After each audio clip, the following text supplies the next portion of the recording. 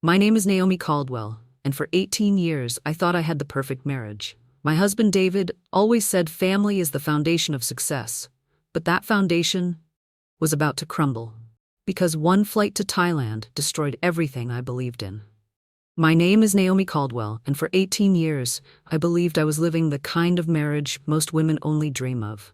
A loyal husband, a gifted daughter, a beautiful home in the heart of Atlanta, Georgia. People used to tell me, "Naomi, you're lucky. David's one of a kind." And maybe back then I believed it too. David Caldwell wasn't just a husband. He was a public figure, the owner of Caldwell & Associates, a luxury construction company that built high-end homes for Atlanta's elite. Every interview he gave was a sermon about family values. Family, he would say, flashing that charming smile, is the foundation of success. Without it, no building can stand. Reporters loved him, clients adored him, and me? I was the proud wife in the photo frame behind his desk, the woman he thanked in every speech. We met 18 years ago at a charity art auction. I was teaching literature at the local university. He was already a self-made engineer with a quiet confidence that could fill a room. I remember his first words to me, "You see meaning in words. I build them in stone." Back then it sounded poetic. Now it feels like a cruel irony. After our wedding, I gave up my career to help him build his dream, managing our home, raising our daughter Maya, and even assisting with client communications when he got too busy. I never complained. I believed partnership meant sacrifice. Maya was our miracle. Brilliant, calm, introspective. At just 15, she was writing code more advanced than some adults could understand. Sometimes I'd find her awake at 2 a.m., the light of her laptop glowing against her face. When I asked what she was doing, she'd smile and say, "Just learning how patterns tell stories, Mom." I thought she meant literature. I didn't realize she meant people. On the surface, everything about our family sparkled. The polished cars in the driveway, the laughter at dinner parties, the family photos lining the staircase. But in quiet moments, when the house fell still, a strange emptiness crept in. Like walking through a museum filled with perfect exhibits, yet no life. David had been traveling more often. Business trips, he'd say. Clients in Miami, Houston, sometimes overseas. I never questioned him. I trusted him. Because that's what love is supposed to be, right? But lately, he'd been distant even when he was home. He'd step outside to take calls, his voice dropping to a whisper. He'd spend nights staring at his phone, smiling faintly at messages I never saw. And when I asked, "Who's that?" he'd laugh. "Just work, Naomi. You worry too much." I wanted to believe him. I needed to believe him. Because the truth, deep down I was terrified of what I might find if I didn't.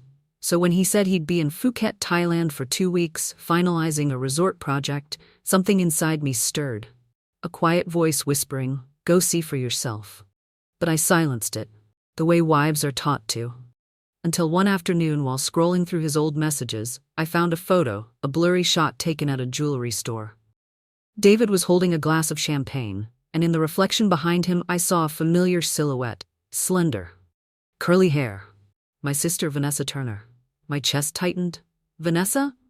No, it had to be coincidence. Still that night, I couldn't sleep. I stared at the ceiling until dawn, the photo burned into my mind. And somewhere between fear and denial, I made a decision that would change everything. I would fly to Phuket, with Maya, unannounced. A surprise visit for her father's 45th birthday.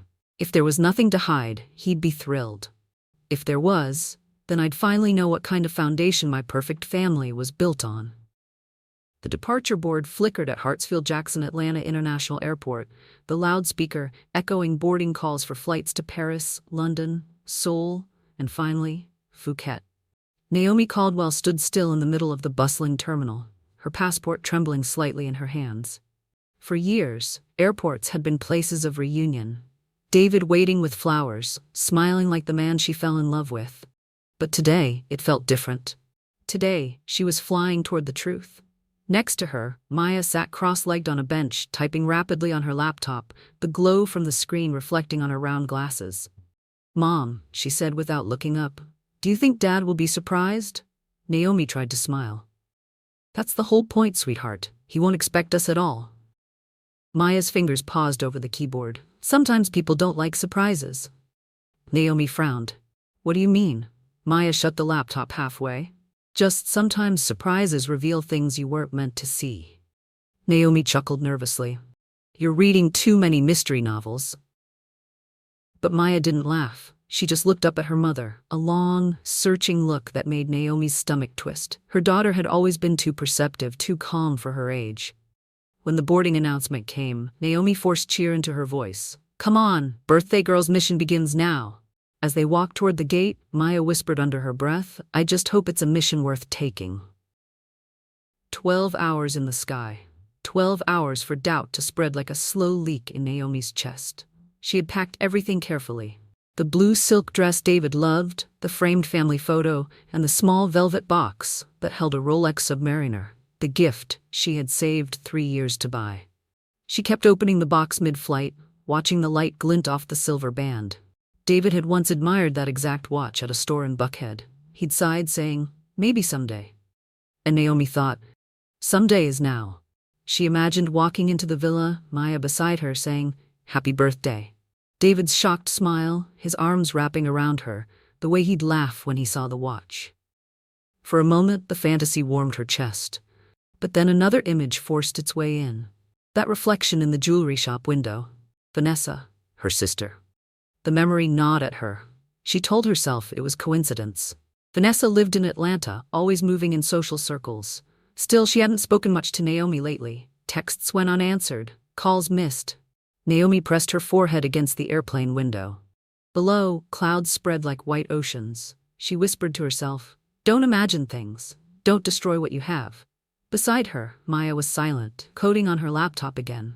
Lines of numbers, maps, and graphs danced across the screen. Not games, not schoolwork, something far more complex. Naomi leaned slightly. What are you working on, honey? Maya didn't look away. A surprise for Dad. Her tone was flat, her eyes unreadable. A surprise? Naomi smiled weakly. Should I worry? Not at all, Maya said. It's educational. Then she turned the screen away. When the cabin lights dimmed, Naomi closed her eyes, but sleep wouldn't come. Instead, memories flooded her. The early years of their marriage, the smell of sawdust on David's shirts, the nights they planned their future over cheap wine. He used to tell her, one day, we'll build something that lasts forever. Now she wondered if he'd already torn it down. She glanced at Maya, who was still awake. Maya, Naomi whispered, do you ever get scared of growing up? The girl looked at her, puzzled. Why? Because sometimes, Naomi said softly, adulthood means seeing things you wish you hadn't. Maya closed her laptop. That's what data does too. What do you mean? Once you see the pattern, Maya murmured, you can't unsee it. Naomi frowned. You talk like Grandpa Henry. Maya smirked slightly. He taught me how to read patterns, in numbers, in people. Naomi smiled despite herself. You and your grandfather, two geniuses. But in her heart, a strange unease stirred again. When the wheels touched down on Thai soil, Naomi felt both relief and dread. The humid air wrapped around her like a heavy blanket. From the airport, they took a taxi through winding roads lined with palms and bougainvillea. The driver Somchai was cheerful, chatting in broken English about the island's beauty. Your husband, Mr. Caldwell? He asked. Very nice man. Rent villa by the sea. Big house, big ocean. Naomi smiled proudly at first, then noticed Maya's expression harden. You know my husband? She asked. The driver nodded. Yes. Pick up him any time. Always same lady too. Pretty lady, long hair. He laughed innocently. Good couple. Naomi froze. Maya's hand tightened on her backpack. What lady? Naomi asked quietly. The driver glanced in the mirror. Ah, maybe his assistant? She called him Dave. He shrugged, humming to himself, unaware that the world inside the car had just cracked open. Naomi forced a smile, her voice shaking. Yes, his assistant. But her heart was pounding so hard she could hear it in her ears. Maya didn't speak for the rest of the ride. Her eyes were fixed on her phone, scrolling through something Naomi couldn't see. When the taxi turned onto a narrow coastal road, the villa appeared. White walls, red roof, surrounded by palms swaying in the warm wind. The ocean shimmered behind it like liquid glass. Naomi exhaled slowly. It's beautiful. Yeah, Maya said softly. Perfect view for a secret. Naomi glanced at her, startled. What did you say? Nothing. Maya got out first, grabbing her laptop bag. The villa door wasn't locked. Inside, the air was cool, scented with jasmine and something else. A man's cologne. Naomi recognized it instantly. Sauvage by Dior, David's favorite. On the table were 2 half-empty wine glasses and a bottle of champagne. Looks like he celebrated early, Naomi said, her voice trembling between humor and fear. Maybe with a client? Maya replied flatly. Naomi tried to laugh, always so serious. But as she moved through the living room, details began to whisper truths she didn't want to hear. A silk scarf draped on the couch, women's sandals near the stairs, the faint sound of running water upstairs. Her fingers gripped the handle of her purse, knuckles white. In it lay the Rolex, the symbol of love she thought still existed. "Maya," she said softly, "stay here." The girl didn't answer. Naomi took a deep breath and began to climb the stairs, each step echoing louder than the last. The closer she got to the bedroom, the heavier the air felt, thick with perfume and betrayal. At the landing she saw them, a pair of red high heels, elegant, expensive, size 7, Vanessa's size. Her heart seized, the world spun. Behind her, Maya's voice broke the silence.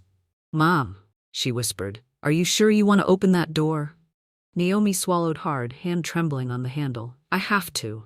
She pushed it open, and everything she believed about love, family, and truth shattered in a single breath. The door creaked open with a slow, aching sound, and in that single moment, Naomi Caldwell's world stopped turning. The first thing she saw was sunlight spilling through sheer curtains, painting soft gold on the bed. The second was him. David.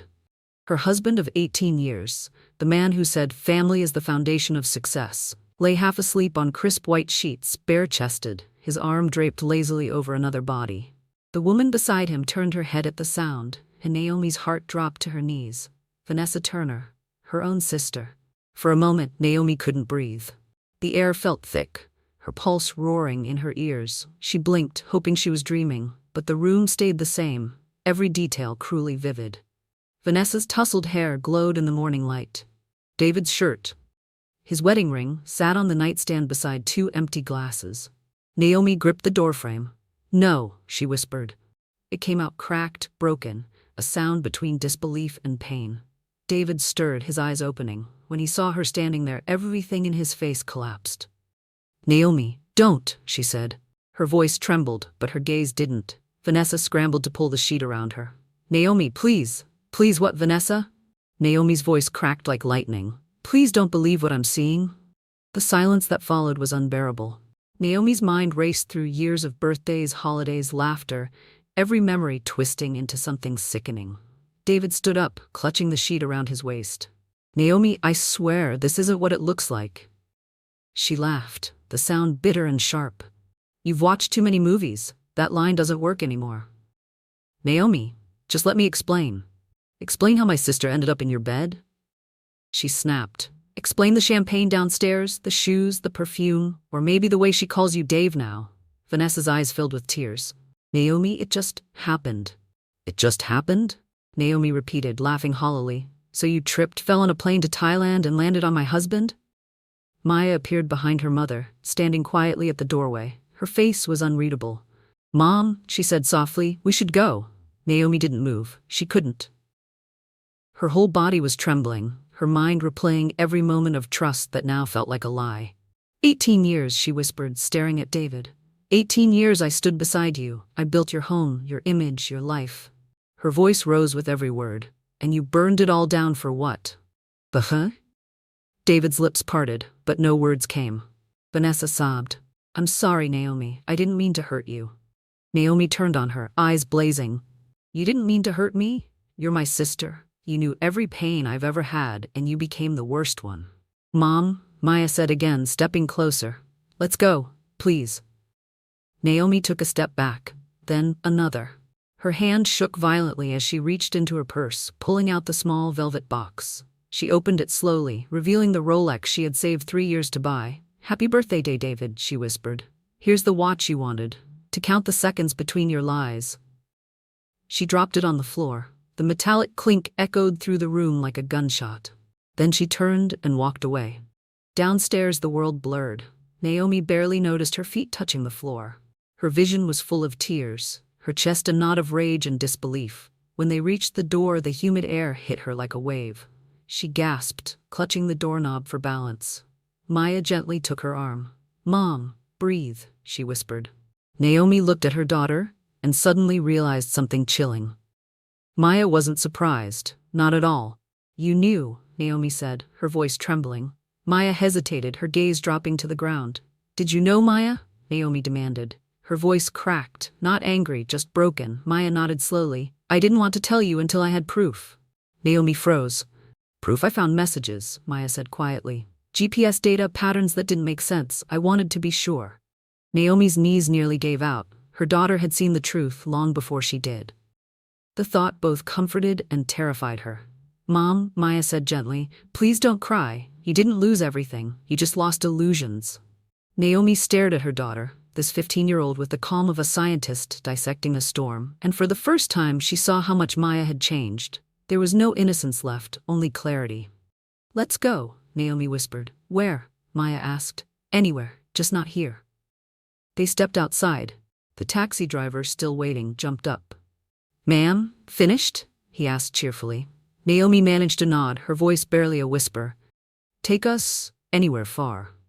As the car pulled away, the villa shrank in the distance, white walls glowing under the tropical sun as if mocking her. Naomi turned her face toward the window, silent tears sliding down her cheeks. Beside her, Maya opened her laptop again. Lines of code flickered on the screen, reflected in her eyes like tiny sparks of vengeance. "Mom," she said softly, "I told you I had a surprise for Dad." Naomi looked at her, confused, exhausted. "What are you doing?" Maya didn't look away from the screen. "Just running a little program I wrote, something called truth extraction." Naomi frowned. "Maya." But her daughter's voice was calm, almost serene. "Don't worry, Mom. I'm not hacking anyone. I'm just letting the data tell its story." She closed the laptop gently and leaned back against the seat. "People can lie," she said, eyes distant, "but their digital footprints never do." The taxi disappeared down the coastal road, leaving behind the villa and the shattered remains of the Caldwell family. The rain came suddenly, hammering against the taxi roof as they sped through the streets of Phuket. Outside, palm trees blurred into streaks of green. Inside, silence filled every corner. Naomi Caldwell sat motionless, her fingers clutching the strap of her purse like it was the last thread holding her together. Her face was pale, lips trembling. Every breath felt heavy, as if her lungs were full of sand. Maya sat beside her, laptop closed, eyes fixed on the road ahead. She didn't cry, she didn't even look sad, and that frightened Naomi more than anything. After a long stretch of silence, Naomi whispered, "How long? How long have you known?" Maya's voice was calm. "About 2 months." Naomi turned to her, stunned. "2 months? Maya, you're 15. You should have told me." "You wouldn't have believed me," Maya interrupted softly. "You still loved him too much." Naomi's throat tightened. "You're my daughter. You shouldn't have had to deal with this." Maya finally looked at her mother, not as a child, but as someone who had already seen the world at its ugliest. "Mom, Grandpa Henry always says, truth isn't kind, but it's necessary. I just didn't know how much it would hurt." Naomi leaned back, tears spilling again. "You shouldn't have had to be the adult." Maya's gaze softened. "Someone had to be." They checked into a small boutique hotel near the beach. The receptionist smiled warmly, offering cold towels and pineapple juice, unaware that the woman standing before her had just lost everything she believed in. Naomi took the keycard, murmured thanks, and led her daughter upstairs. The room was simple. White sheets, a balcony overlooking the sea. But to Naomi, it felt like a hospital room for a wounded soul. She sat on the edge of the bed, staring at her reflection in the mirror. The woman looking back was someone she didn't recognize, older, fragile, betrayed. Behind her, Maya quietly unpacked, setting her laptop on the desk. The soft chime of the device booting up filled the silence. Naomi turned slowly. "Maya, what are you doing?" Her daughter didn't answer right away. She typed a series of commands, the screen flashing with graphs, codes, and data points. Then she looked up. "I'm finishing what I started." Naomi frowned. "Started?" Maya swiveled the laptop toward her mother. On the screen was a map of Atlanta dotted with colored points, red, blue, and green. Underneath, the header glowed. "Digital analysis, the Caldwell case." Naomi blinked. "What is this?" Maya's tone was steady, professional. "These are geolocation patterns from Dad's public social media posts, and Aunt Vanessa's. Red for him, blue for her, green for where they overlapped." Naomi leaned closer, her pulse quickening. The map was filled with green dots, Dozens of them. Restaurants, gyms, cafes, even hotels. "Oh my God," she whispered. "You've been tracking them?" "Not illegally," Maya said quickly. "Everything's public. Grandpa taught me about open source data, how to gather and analyze it. I just applied it to the people closest to me." Naomi shook her head, torn between awe and disbelief. "You did all this? By yourself?" Maya's lips curved into a faint, sad smile. "Data doesn't lie, Mom. People do." Naomi's tears returned, but this time they weren't just from pain. They were from the sheer shock of her daughter's brilliance, her control. "Maya, what are you going to do with it?" Her daughter's voice was low. "I already did it." Naomi froze. "What do you mean?" "At 8 a.m. Atlanta time," Maya said, glancing at her watch. "My system will automatically send a summary of this report to Dad's company email list, partners, clients, and our family contacts." Naomi's stomach dropped. "Maya, no. It's scheduled," Maya continued, emotionless. "The truth deserves daylight." Naomi stood up, panicked. "Do you realize what this will do to him? To us?" Maya closed the laptop. "He destroyed us, Mom. I'm just making it official." Naomi paced the room, clutching her temples. "He's still your father." "Then he should have acted like one." The words hung in the air, sharp, cold, final. Naomi sank back onto the bed, shaking her head.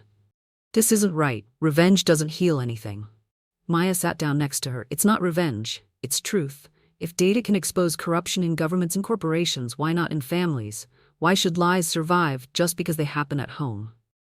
Naomi looked at her daughter, the calmness, the clarity, the intelligence beyond her years. And suddenly, she understood. Aaliyah Sterling's quiet pain from the original story had been reborn in her own child.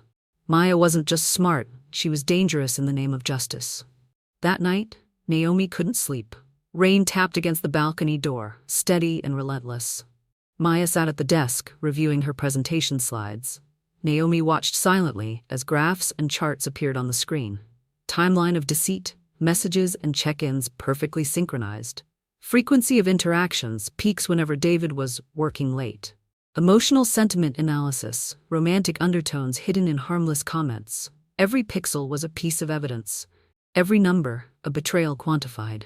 "Maya," Naomi said softly, "how did you even think to do all this?" "Grandpa Henry once said that data is like truth," Maya replied, eyes still on the screen. "You can bury it, but it doesn't stop existing. You just have to know where to dig." Naomi felt a chill. "And what will you do after, when the world knows?" Maya finally looked up, her face illuminated by the laptop glow.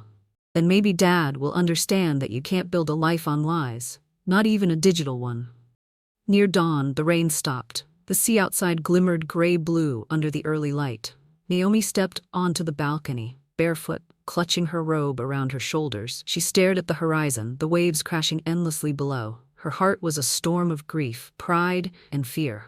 Behind her, she heard the soft sound of typing. Maya was verifying her automated email script. Final confirmation. Naomi turned slowly. "Maya?" Her daughter looked up, patient, waiting. "Promise me one thing," Naomi said quietly. "If you go through with this, don't lose yourself in it. Justice is good, but don't let it make you cold."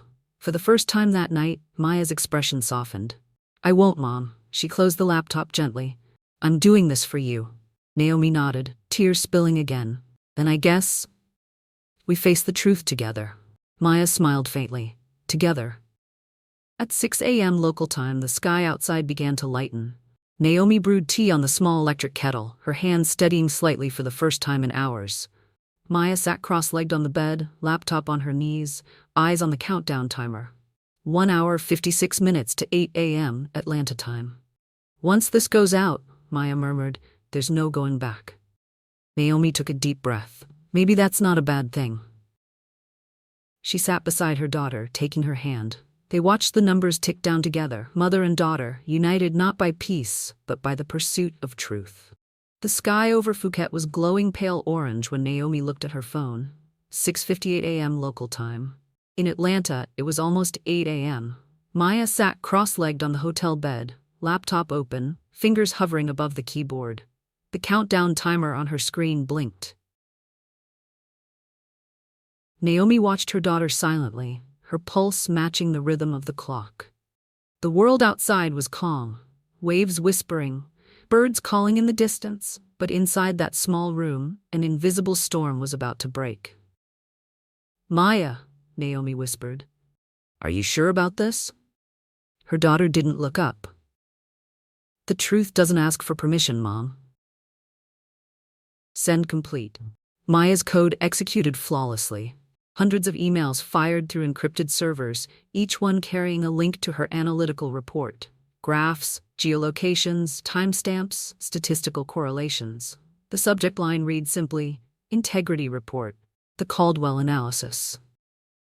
And just like that, the storm began. At a breakfast meeting downtown, David Caldwell was sipping his usual black coffee, reviewing blueprints with 2 clients from Houston. His phone buzzed once, then again, then continuously. "Excuse me a second," he said, forcing a polite smile as he picked it up. The screen was flooded with notifications, hundreds of unread emails, dozens of messages. He frowned and opened the first one. From M. Caldwell, no reply at digitaljustice.ai. Subject, Integrity Report, the Caldwell Analysis. The first image froze him cold. It was a map, red and blue dots scattered across Atlanta with green dots marking every place he and Vanessa had met. Restaurants, hotels, his office parking lot. He scrolled down, graphs of timestamps, message frequencies, even a sentiment analysis of his texts. The final line hit like a punch. Conclusion. The probability of accidental correlation between the 2 subjects' locations exceeds 0.001%. Statistical certainty of covert relationship confirmed. The clients noticed his face draining of color. "Mr. Caldwell, are you okay?" David's phone rang. It was Sean Garrett, his best friend and business partner. "David, what the hell did your daughter just send me?" "My daughter?" "Yeah, a full forensic report. Everyone's got it. Clients, suppliers, even the press. Man, it's all over town." David stood up so fast his coffee spilled. "I'll call you back." But the phone wouldn't stop ringing. Every second brought a new call, a new message, a new headline. Within an hour, the report had spread beyond the inboxes of Atlanta's elite. A client forwarded it to a journalist. A journalist tweeted a screenshot. By 9:15 a.m., the hashtag Digital Justice was trending across the United States. Teenage girl exposes her father's affair using data science. The Maya Caldwell report, 30 pages of betrayal turned into analytics. When technology becomes the new moral compass. News anchors debated it live. Talk shows called it the future of truth. One morning host on CNN said, "We've had DNA evidence, surveillance footage, even AI deepfakes. But never before has a teenager used pure data science to expose infidelity with such precision." By noon, Maya's face, a 15-year-old girl with calm eyes behind glasses, was on every screen in America. The headline beneath read, "Digital Justice, the Caldwell Scandal." At the company's main office, chaos reigned. Phones rang non-stop. Clients canceled contracts worth millions. The receptionist cried as she answered calls. One particularly angry voice thundered through the speakerphone. "This company claims to build homes on family values. Tell Mr. Caldwell he just lost a $40 million project. We don't trust a hypocrite." By 2 p.m., David's inbox was a graveyard of cancellations. Board members demanded his resignation. Investors pulled out. Even his longtime employees couldn't meet his eyes. When he finally checked his company website, comments flooded the latest post. "Maybe next time build your own marriage before you build houses for others. Your daughter did what corporate ethics departments never could." David slammed the laptop shut, burying his face in his hands. He had built an empire on the illusion of morality, and now it had collapsed with mathematical precision. Across town, Vanessa Turner sat at her office in a luxury car dealership staring at her computer. Her inbox was no different. Colleagues forwarding the report, family friends sending pitying texts. Her boss called her in. "Vanessa," he said grimly, holding a printout of the report. "You understand we can't keep you here. This dealership represents family trust and loyalty. You violated that image." "Please," she whispered, her voice cracking. "It's not." But he shook his head. "Your niece is a genius. Her evidence is airtight. I'm sorry, Vanessa. You're terminated effective immediately." When she stepped outside, cameras flashed. Someone shouted, "Vanessa, any comment on your affair with your brother-in-law?" She froze, humiliated as microphones crowded her face. "No comment," she choked, pushing through. That night, her face appeared on tabloids beneath headlines like, "Sister Betrayal, the woman behind the digital justice scandal." Back in Phuket, Naomi and Maya sat in their hotel room watching the coverage unfold. Naomi's hands trembled as she scrolled through the headlines. Maya, it's everywhere. Her daughter watched silently, the glow of the television flickering across her calm face. It's data, Mom. Once it's released, it spreads like light, unstoppable. Naomi turned to her. Do you regret it? Maya's expression softened slightly. No, because this isn't about humiliation, it's about accountability. On screen, an anchor quoted a professor from Georgia Tech. The methodology in this so-called digital justice report is scientifically sound. Whoever wrote it has graduate-level understanding of data analytics. Naomi smiled weakly. They're talking about you like you're a researcher. Maya looked down. I didn't want fame, I wanted truth. At midnight in Atlanta, David sat alone in his dark living room. The phone buzzed again, Naomi's number. He hesitated, then answered. Naomi, please? Listen, I never meant for any of this to happen. Her voice on the other end was cold but steady. You meant every choice you made, David. This is just the consequence catching up. Maya ruined me, he said bitterly. No, Naomi replied. You ruined yourself. Maya just turned on the light. He fell silent. The truth stung harder than any accusation. Tell her, he started. Tell her I'm sorry. She's asleep, Naomi lied. But Maya was awake, sitting nearby, listening quietly. Her face unreadable. When Naomi hung up, Maya whispered, He's not sorry for what he did. He's sorry he got caught. Naomi closed her eyes. You're too young to sound that old. By morning, Maya's inbox was full. Reporters, universities, tech firms, even government agencies asking to interview her. Her story had gone beyond scandal. It had become a phenomenon. One post on Reddit read, She didn't hack anyone. She didn't steal anything. She just analyzed what was already public. That's real power. A trending comment under it said, In the age of lies, she weaponized truth. CNN later aired a short feature titled The Girl Who Measured Betrayal. Clips of her report flashed across the screen, maps, charts, timelines. The narrator said, 15-year-old Maya Caldwell's work is not just about revenge, it's about redefining digital ethics. Naomi sat beside her daughter as the credits rolled. For the first time in days, she reached out and took Maya's hand. I don't know what the future holds, she said softly, but you've already changed it. Maya looked at her mother, her eyes calm, resolute. Then let's make sure it changes for the better. Outside, the sun rose over the ocean, warm, blinding, endless. The same light that had once revealed betrayal now illuminated something far greater. The birth of digital justice. Atlanta. Gray clouds pressed low over the city skyline, as if the heavens themselves were holding their breath. Inside Fulton County Superior Court, the air was thick with whispers and camera clicks. Reporters lined the marble hallway, microphones in hand. For weeks, America had been watching the Caldwell scandal. Now, it was time for judgment. Naomi Caldwell sat at the plaintiff's table, calm but pale. Beside her was Rachel Owens, her attorney, sharp-eyed, confident, known for her work in digital ethics law. Across the room, David sat slumped beside his defense lawyer, looking 10 years older than he was. The once proud businessman who had graced magazine covers now looked hollow, his tailored suit hanging loose, his eyes red-rimmed. Behind Naomi sat Maya, expression unreadable, hands folded in her lap. Her laptop rested quietly on her knees, as though the entire courtroom could erupt with truth at any moment. Judge Emily Brooks entered, her voice steady. This court recognizes the case of Caldwell versus Caldwell. Grounds: marital infidelity, emotional damages, and misrepresentation of assets. Rachel Owens rose first. Your Honor, my client's marriage has not only been destroyed by betrayal, but by the defendant's deliberate deceit, publicly and privately. However, what sets this case apart is the nature of the evidence. Not gossip, not speculation, but data. She motioned toward Maya. Presented before the court is a verified digital analysis compiled using publicly accessible information demonstrating systematic deception. Judge Brooks adjusted her glasses. Is the source of this evidence the minor present in court? Yes, Your Honor, Rachel said. 15-year-old Maya Caldwell, daughter of both parties. David's lawyer stood up.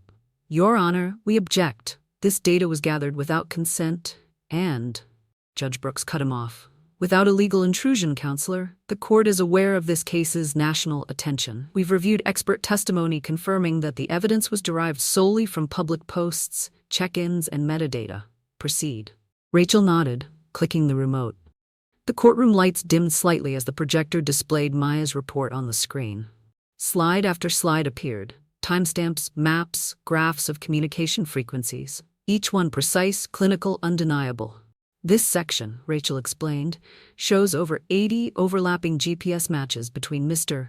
Caldwell and Ms. Vanessa Turner over a 4-month period. This, she clicked again, shows text patterns confirming communication during supposed business trips. The room was silent except for the faint clicking of the slides. Even David's lawyer stopped taking notes. Judge Brooks leaned forward. And this report was created entirely by the minor? Yes, Your Honor, Rachel said.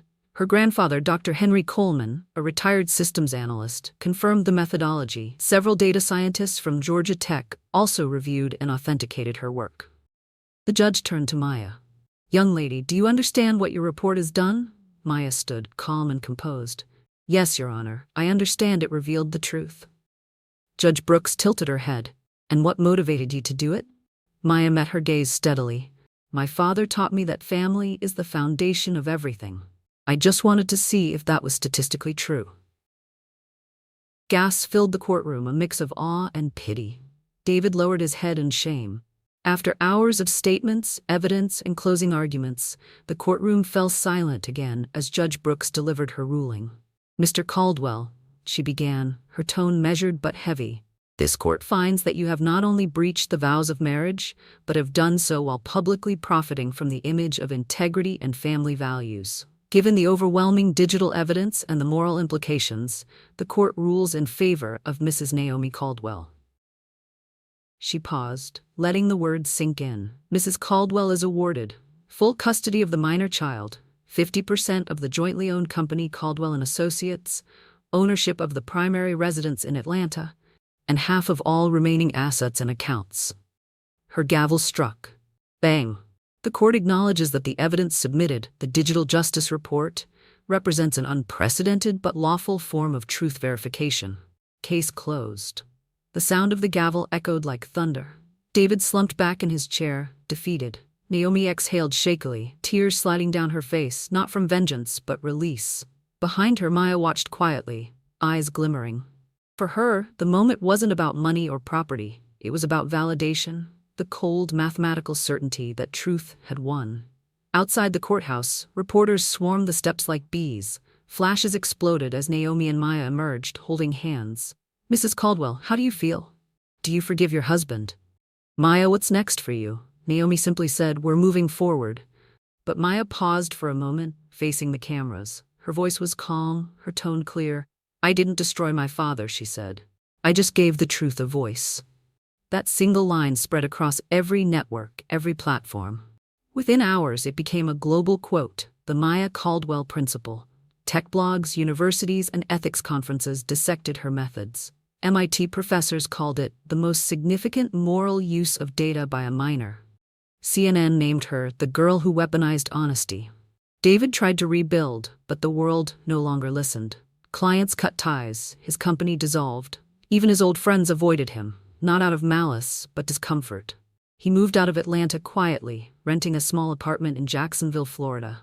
Gone were the tailored suits and magazine smiles. All that remained was a man haunted by his own reflection. Some nights he would reread Maya's report, not out of anger, but because it was the only honest documentation of his life left. He often whispered to himself, she just measured the truth, and I failed every test. In the months that followed, Maya's case became part of academic research. Georgia Tech hosted a seminar titled Digital Ethics and the Caldwell Case. Law schools debated it as a precedent for data-based moral evidence. Naomi, meanwhile, quietly sold her share of the company. She wanted no part of the empire built on deception. She focused on peace, not power. And for the first time in years, she felt light again, like she could finally breathe without pretending. That night, as she and Maya packed for their move to Germany, Naomi glanced at her daughter's laptop. The wallpaper was simple, a quote from Dr. Henry Coleman. In the digital age, truth doesn't hide, it waits to be found. Naomi smiled through tears. Maya, she whispered, what you did, it changed everything. Her daughter looked up, her face illuminated by the blue glow of the screen. Then maybe, Mom, she said softly, this is what justice looks like now. The plane broke through a blanket of clouds, revealing a horizon painted with streaks of pink and gold. Below them stretched the orderly fields and rivers of Germany, so calm, so precise, the opposite of everything they had left behind. Naomi Caldwell pressed her forehead against the airplane window, watching the landscape unfold beneath her. After months of lawyers, courtrooms, and headlines, the silence of this moment felt unreal. Beside her, Maya sat with headphones on, reading a PDF titled Ethical Algorithms and Human Behavior. Naomi smiled faintly. "You're studying again?" Maya looked up, her tone even. "Learning keeps the noise away." Naomi reached over and tucked a strand of hair behind her daughter's ear. "You're a strange child," Maya smirked softly. "You raised me." When they stepped into the arrivals hall at Munich airport, the air smelled different, clean, crisp, almost mathematical in its order. Waiting for them stood a tall figure waving excitedly, Dr. Henry Coleman, Naomi's father. "Dad!" Naomi gasped, and for the first time in years she ran. Henry hugged her tightly, then pulled back, eyes glistening. "You look tired, my girl. I've been through worse," he smiled sadly. "And you came out stronger, just like your mother." Then he turned to Maya, eyes twinkling. "And you, little scientist, or should I say young legend, you broke the internet." Maya blushed lightly. "I didn't mean to." "You told the truth," Henry said proudly. "That's the rarest thing left in this world." Beside Henry stood another man, tall, silver-haired, with kind blue eyes and a quiet confidence. He wore a navy trenchcoat and a soft smile. "Naomi, Maya," Henry said. "This is Dr. Thomas Bergman, my old friend. He's been helping me settle here, and he insisted on meeting you both." Thomas extended his hand. "Welcome to Germany. Henry has told me many stories, and I must say, the real ones are even more impressive." Naomi shook his hand, her cheeks warming slightly. "It's nice to meet someone who's heard the stories and still shows up," Thomas chuckled. "In my field, we deal with system failures every day. But yours was the bravest reboot I've ever seen." They drove through quiet suburbs where houses stood neat and symmetrical, gardens trimmed, and bicycles leaned perfectly against fences. Finally, they stopped before a 2-story home surrounded by apple trees and ivy. "This is where we live," Henry said proudly, "and from today, it's yours too." Naomi looked around, her eyes wide. "Dad, it's beautiful." Inside, the house smelled of cedar and coffee. Sunlight streamed through large windows, illuminating a study filled with books and computers. Thomas showed Maya a separate room upstairs, walls lined with shelves, a desk with dual monitors, and a new laptop waiting for her. "This will be your lab," he said. "A young mind like yours needs space to create." Maya stared in disbelief. "You did all this?" Thomas nodded. "Your grandfather mentioned you liked working late nights. I made sure the system has quiet cooling fans." For a moment, Maya couldn't speak. Then she smiled, a small, rare smile that softened her usually sharp expression. "Thank you," she whispered. Downstairs, Naomi unpacked slowly, touching the wooden furniture, the soft curtains, the smell of rain outside. After so long living in chaos, this house felt like it breathed peace. That evening, they all sat on the terrace under a soft Bavarian sunset. Henry poured tea. Thomas handed Naomi a slice of apple cake. "So," Thomas said, "what will you do now that the storm is over?" Naomi hesitated. "I don't know yet. I used to teach literature before I got married. Maybe I'll do that again. Or maybe I'll just learn how to be happy." Henry smiled. "Happiness isn't something you find, Naomi. It's something you build, brick by honest brick." Maya looked up from her laptop. "That's very poetic for a data scientist, Grandpa." He laughed. "Data tells you how things work, but poetry tells you why they matter." Thomas turned to Naomi. "You'll fit right in here. Munich is full of thinkers who lost everything once and started over. This city understands rebirth." Naomi looked at the fading sky, her heart heavy but calm. "I used to think starting over meant erasing the past. Now I know it just means accepting it." Thomas nodded thoughtfully. "Acceptance is the first true reboot." That night, Naomi stood at her bedroom window, gazing at the glowing city lights beyond the apple trees.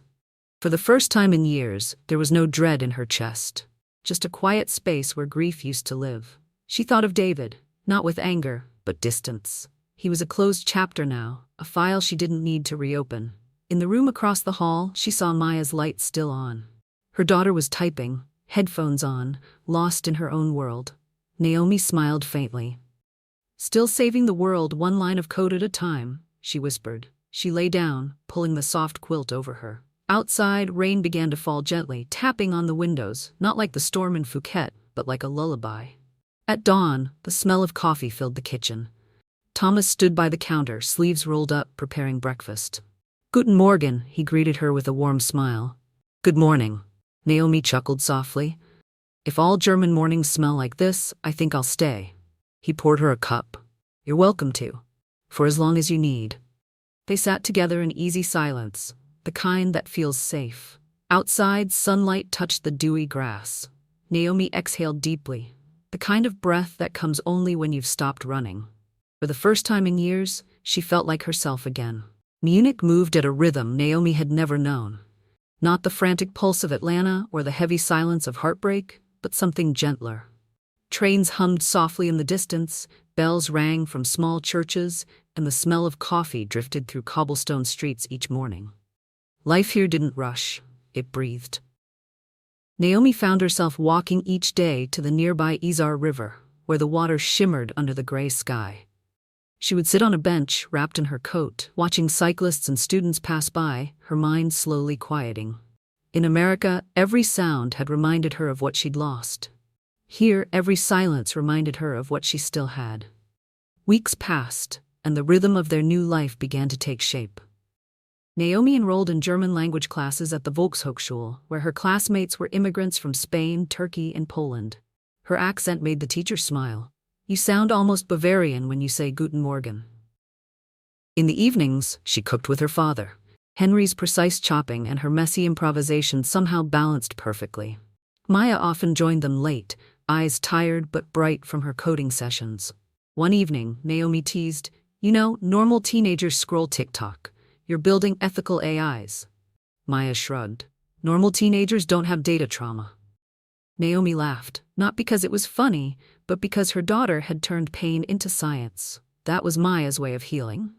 Every few days, Dr. Thomas Bergman stopped by, sometimes to fix a door hinge, sometimes just to bring homemade bread from his favorite bakery, but always somehow to check if Naomi was smiling more than the week before.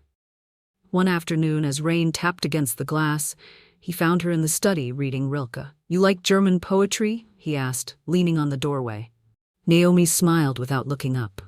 "I'm trying to understand how someone can write about sadness and make it sound like a blessing." Thomas nodded slowly. "Because in Germany, we don't run from melancholy. We learn from it." He sat opposite her, the firelight flickering across his face. "Do you ever miss him?" he asked quietly. Naomi took a deep breath. "No. I miss who I thought he was."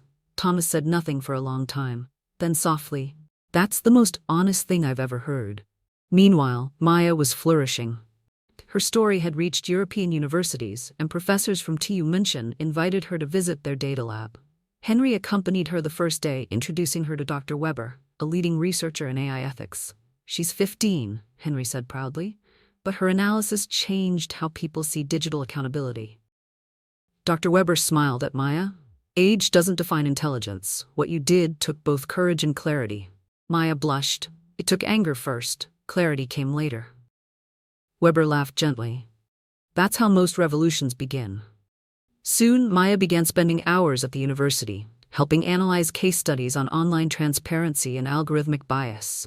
Her name started appearing in early research drafts. See Maya Caldwell, Junior Associate, Ethical AI Department. At night, she'd come home exhausted but radiant, laptop in hand, telling Naomi about her new mentors. Naomi would listen, pride swelling like a quiet tide.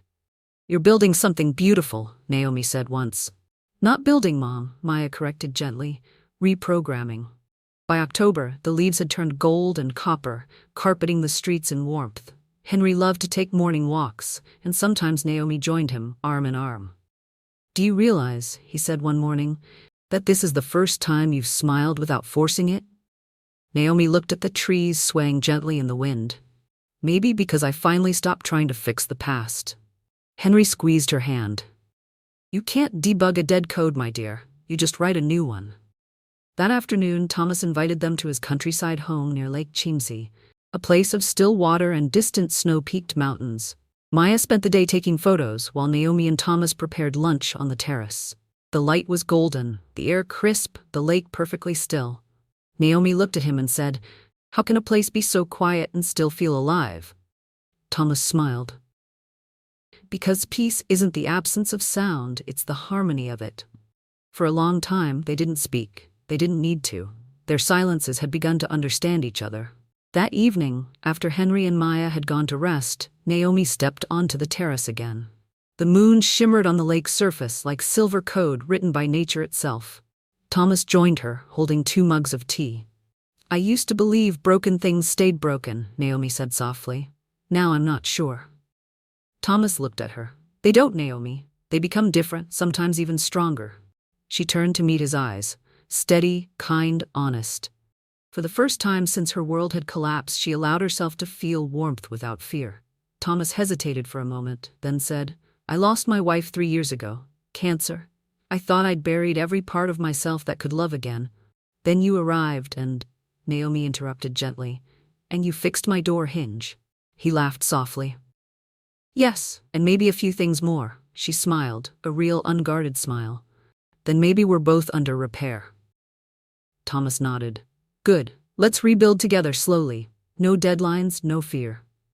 They stood there in silence, the Bavarian night wrapping around them like forgiveness. Weeks later, Naomi found herself teaching again, a volunteer literature class for immigrant children at a local community center. When she introduced herself, one girl asked shyly, Are you the woman from the digital justice story? Naomi froze, then smiled gently. Yes, but this story is about starting over. Do you know what that means? The girl nodded. It means we can make new beginnings. Naomi placed a hand over her heart. Exactly. That night, she came home to find Maya asleep at her desk, headphones on, the screen glowing with lines of code. She leaned down, brushed a kiss across her daughter's hair, and whispered, You saved me, little one. Not with revenge, but with truth. Giờ ta đến ý 9, The Rebirth tái sinh, chương kết thúc hồi 3. Đây là phần rực rỡ nhất. Naomi tìm được tình yêu đích thực, Maya vươn ra thế giới, và cả hai bước qua quá khứ để sống một cuộc đời mới, thanh thản, trí tuệ và tràn đầy hy vọng. Phần này dài khoảng 3 trang A4, viết như một bộ phim kết, vừa ấm áp, vừa vinh quang, vừa khiến người đọc thấy rằng mọi đau thương đều có ý nghĩa. E9, The Rebirth. Winter melted softly into spring, and with it, Naomi Caldwell realized she no longer woke up thinking about pain. The snow on Munich's rooftops gave way to sunlight, and tulips bloomed along the sidewalks like small miracles. Life had not only resumed, it had been rewritten. Each morning she cycled to the community center, a small bouquet of daisies in her bicycle basket. Her students, a mix of Syrian, Ukrainian, and Vietnamese children, waited eagerly for her stories. Sometimes she taught Shakespeare, sometimes she read them poems about forgiveness, and sometimes she simply listened. Miss Naomi, a boy asked once, Why do you smile when you talk about sad things? She smiled, because they aren't sad anymore. They're lessons now. At home, the air smelled of coffee, ink, and sunlight, the scent of peace. Henry spent his mornings in the garden, tinkering with his raspberry plants. Maya worked long hours in her study, building her new project, Project Aurora, an algorithm designed to detect emotional dishonesty in written communication. It's not about spying, she explained. It's about helping people express what they really feel before they hurt each other. Naomi laughed. So you're teaching machines empathy? Maybe, Maya said, smiling. Or maybe I'm teaching humans honesty. Thomas, meanwhile, had become a gentle constant in their lives. He came over every Sunday for dinner, always with fresh bread or flowers. His calm energy filled the room like quiet sunlight. One evening, as they cleaned up after dinner, Thomas said softly, Naomi, I have to tell you something before I lose the courage. She looked up, startled by the seriousness in his tone. I'm not good at grand gestures, he continued, but I know how to build things that last. And I'd like to build a life with you, if you'd let me. Naomi's heart fluttered like the wings of a startled bird. After all the lies, manipulation, and heartbreak, she hadn't expected love to arrive like this. Simple, steady, unpretentious. She took his hands. Thomas, I'm not perfect, he smiled. Good, then we'll fit perfectly. Their wedding was small, just family, a few friends, and the smell of apple blossoms drifting through the garden. Henry gave Naomi away, tears shimmering in his wise old eyes. Maya stood beside her mother in a pale blue dress, carrying her laptop like others carried bouquets. When the ceremony ended, she raised her glass for a toast, to Mom and Thomas, proof that even after a system failure, you can reboot a better version of life. One based on trust, respect, and clean code. Everyone laughed, but Naomi's eyes filled with tears. She kissed her daughter's forehead and whispered, "You're my proudest creation." The evening light fell gently over the Bavarian hills. For the first time, Naomi felt that love didn't have to be grand or dramatic. Sometimes, it just had to be true. 2 months later, a letter arrived from the Massachusetts Institute of Technology, MIT. Naomi found Maya standing frozen in the doorway, envelope in hand, eyes wide. "Well?" Naomi asked, heart pounding. Maya looked up, trembling slightly. "They accepted me, full scholarship, Department of Ethical Artificial Intelligence." Naomi let out a cry of pure joy and pulled her daughter into a fierce embrace. Henry clapped his hands together. "The world needs more minds like yours, Maya. Minds with both reason and heart." Thomas grinned. "You've just become the youngest ethics researcher in MIT history." That night, they celebrated with homemade pasta and Bavarian sparkling cider. Maya looked at her family.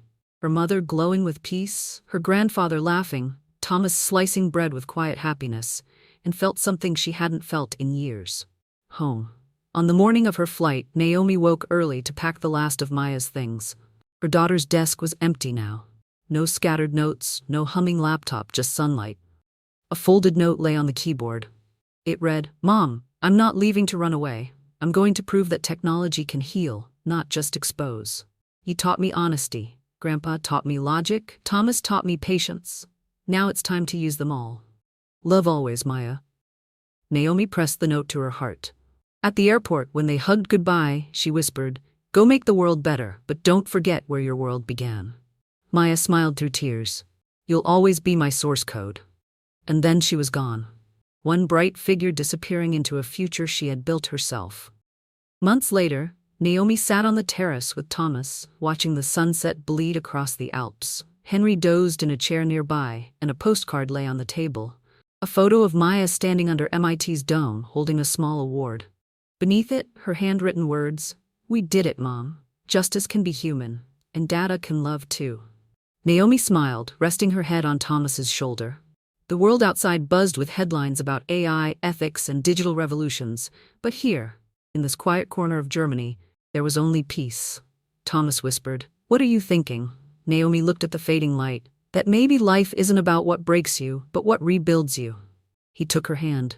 "And what did rebuild you?" She smiled softly. "Truth, love, and the courage to start again." As the last light of the day touched their faces, Naomi closed her eyes, knowing that every storm she'd endured had brought her exactly here, to stillness, to honesty, to home. Giờ ta đi vào E10, Legacy, di sản chân cuối cùng, khép lại toàn bộ thiên truyện. Đây là phần hậu vinh quang, nơi thời gian đã trôi qua, vết thương thành sức mạnh, và những con người từng chịu tổn thương giờ để lại dấu ấn cho thế giới. Phong cách kể, điện ảnh, tĩnh lặng, sang trọng, sâu triết lý, độ dài tương đương 3 trang E4. E10 Legacy 5 years later. Munich woke under a soft spring rain. The streets gleamed silver, and church bells rang faintly across the river.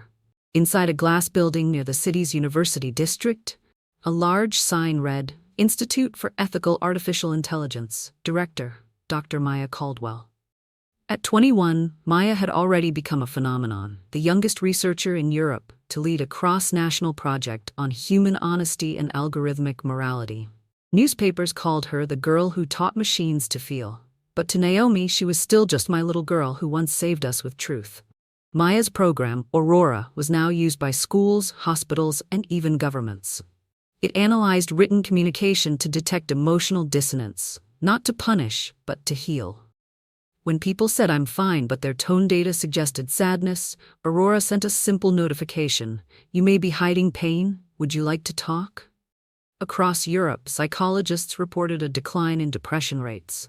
Marriage counselors said couples now faced issues earlier, before they turned into betrayals. And on social media, millions used the hashtag digital compassion. During one press conference, a reporter asked, "Dr. Caldwell, your technology was born from personal pain. Do you ever regret exposing your father?" Maya paused, choosing her words carefully. "Regret is a shadow," she said. It follows you only when you walk backward. I chose to walk forward. The room fell silent, cameras flashing, pens stopping mid-air. That line would become a quote carved later at MIT's Hall of Innovation. At home, life was peaceful and ordinary.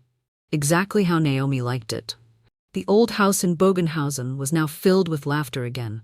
Henry tended his roses, humming old jazz tunes.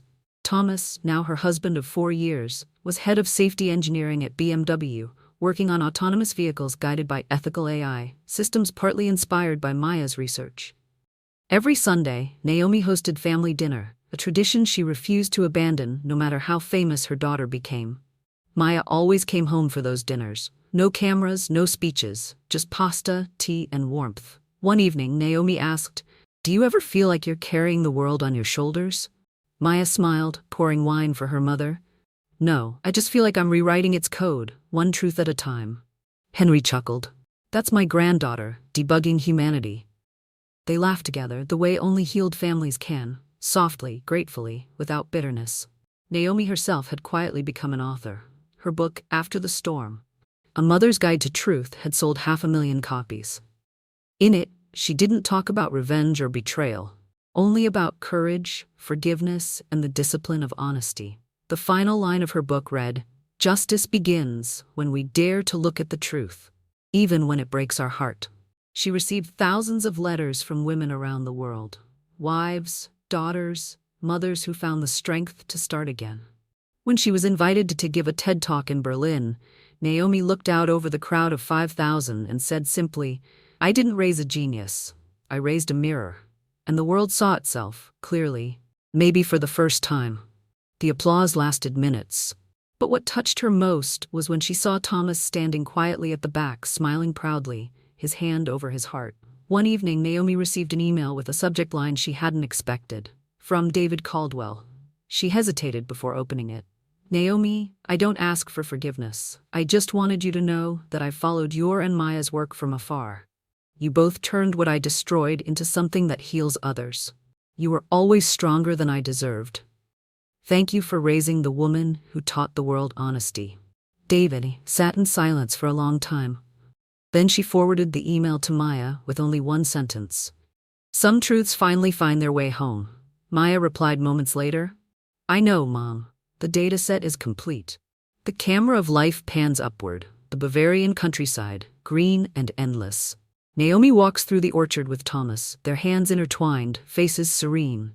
In the distance, Henry laughs with neighbors, and Maya stands on the terrace, laptop open, her hair catching the sunlight. Inside the house, a framed photo hangs above the fireplace. Atlanta 10 years ago, the day of the trial. Next to it, another photo. Munich today, the day of peace. Naomi glances at both, smiling softly. "Strange," she murmurs, "how the truth that once hurt us became the foundation of everything beautiful." Thomas wraps his arm around her shoulders. That's what real justice does. It rebuilds, not destroys. Above them, the light shifts through the apple blossoms, golden and alive. And somewhere far away, in a server farm humming quietly under the Alps, Maya's Aurora system continues its work, detecting honesty, healing hearts, teaching machines what it truly means to be human. When I was 15, I thought justice was revenge. I believed that truth was a sword, something sharp enough to cut lies apart. But truth isn't violence. It's light. It doesn't destroy. It reveals. Back then, I used data to expose what my father hid. Today, I use the same data to help others heal. It turns out the same code that reveals pain can also rebuild trust, if you write it with compassion. My mother once told me that love isn't blind. It just chooses to see the good even after witnessing the worst. She taught me that forgiveness isn't forgetting. It's freeing yourself from the gravity of the past. Grandpa says data never lies. Thomas says humans often do. Maybe both are right. But I've learned something they both agree on. When truth and love work together, they rewrite everything. The world doesn't need perfect algorithms. It needs honest hearts. Because only when we dare to look at ourselves clearly can we begin again. My name is Naomi Caldwell. I'm 21 years old, and I believe in one equation more powerful than any machine could calculate.